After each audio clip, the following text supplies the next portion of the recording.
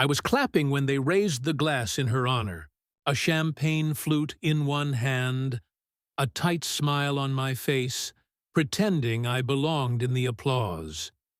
To our brilliant daughter, my father beamed.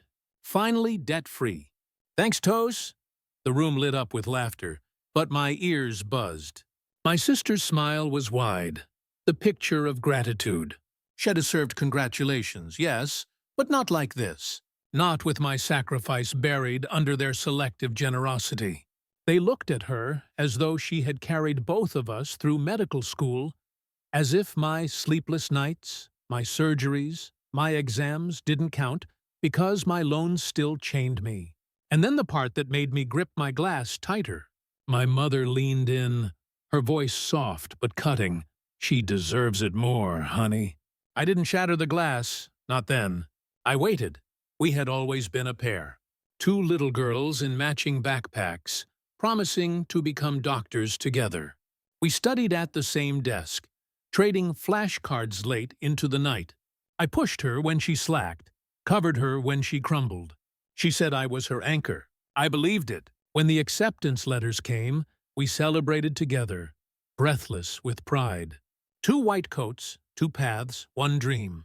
Our parents smiled at us then, as if they had raised equals, but equality was a fragile illusion. It started small, subtle whispers of favoritism.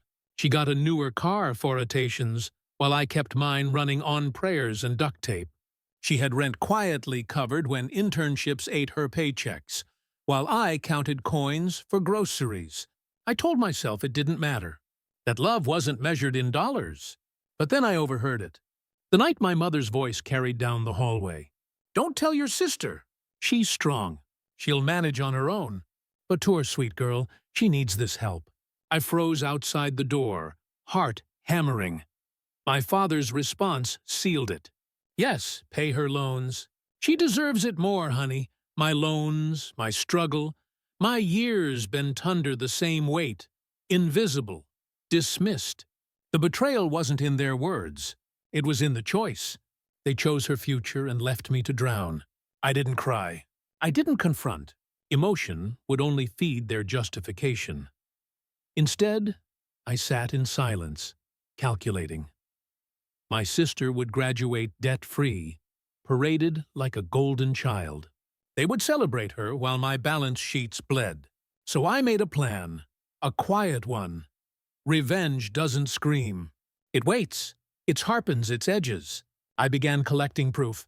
Tuition statements, emails, bank transfers, every receipt that screamed their partiality. I kept them neat, organized, undeniable. Then I watched my sister. She loved the attention, but she also loved me, or at least the version of me who applauded her without hesitation.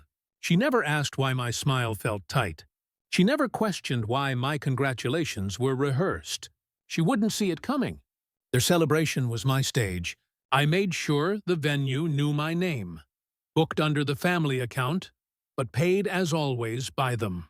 I asked for one small favor, the slideshow projector. Pictures of her journey, I told them, sweet as honey. I arrived early with a flash drive. My sister's photos were there. White coat ceremonies, smiling hospital shifts, graduation cap tossed in the air. But it split in something else.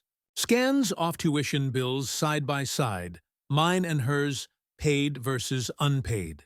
Evidence stamped in numbers they could not deny. The last slide was the quote, "Feeder till your tito and feet forward."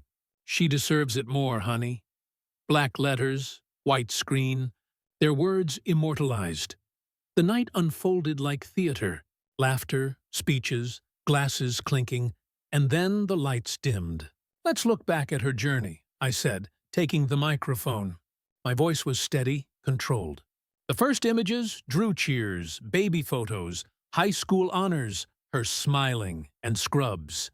Pride filled the room. Then came the shift. Numbers, statements, bank receipts. Confusion stirred, whispers rustled. By the time the final slide glared across the room, silence fell heavy. Everyone saw it. Everyone read it. My mother gasped. My father's jaw clenched. My sister's face drained of color. Debt-free, I said softly into the mic, eyes locked on my parents. Paid for in full. Not by merit, but by choice. A choice you made between daughters. The silence cracked. An aunt muttered, shameful.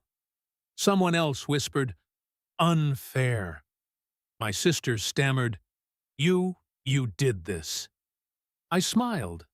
Finally, real. No, you all did. I just held up the mirror. They left the venue in fractured silence. Their applause turned to ash. My sister couldn't meet my eyes. My parents didn't speak. I walked out with my head high.